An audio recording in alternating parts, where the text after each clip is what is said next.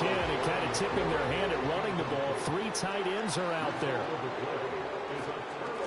Up the middle they go. Hunter. And not a whole lot of room to operate there on the first down run. He gets maybe 3. Fourth quarter, down to the final 2 minutes, and we've got a one-score game. At the 22-yard line. So the Lions in possession of the football as we welcome you back. They've got a second down now as they search for a way to get this one to the finish line. And they're knocking on the door now as a good run there going to take this to about the 10-yard line.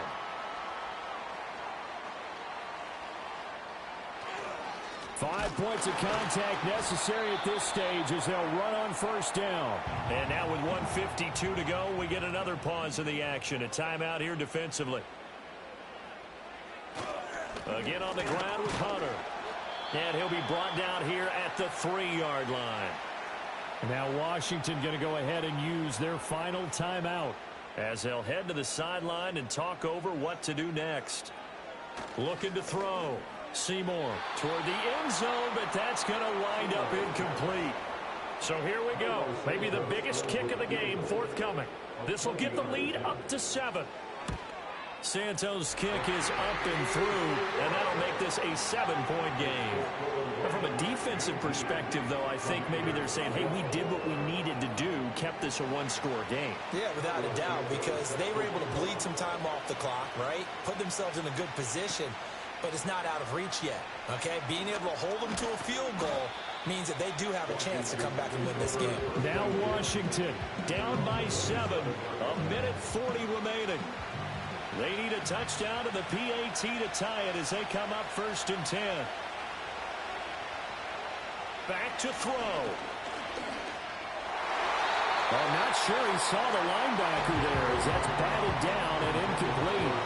Another try, 2nd and 10 now. He'll look to throw. And he fires one incomplete. This one's had a season's worth of thrills already, and it's still week 1. Here's 3rd down now. Finding Sutton. And they nearly get this all the way to midfield. Mark him down at the 49. Now Washington going to go ahead and use their final timeout as they'll get a chance to talk it over after picking up the first down. And he will find his man on the outside. And he's out of bounds as he gets this down to the 45. They'll come up now on 2nd down.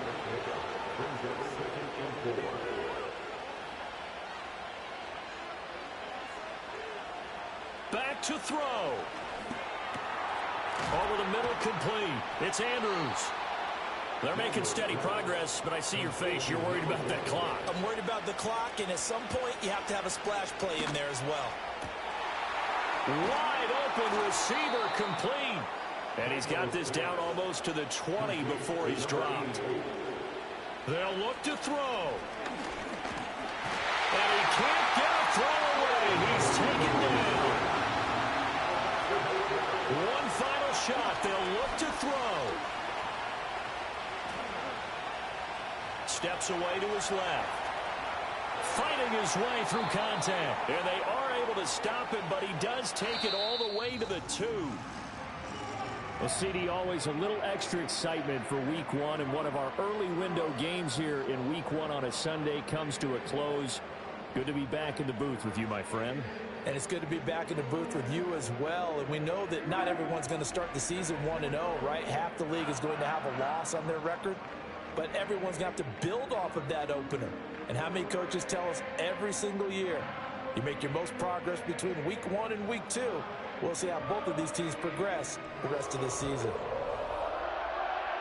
So for Detroit, it was a hard-fought game, and they'll exit 1-0 as they win by a touchdown. And they'll hit the road next week to take on the Dallas Cowboys.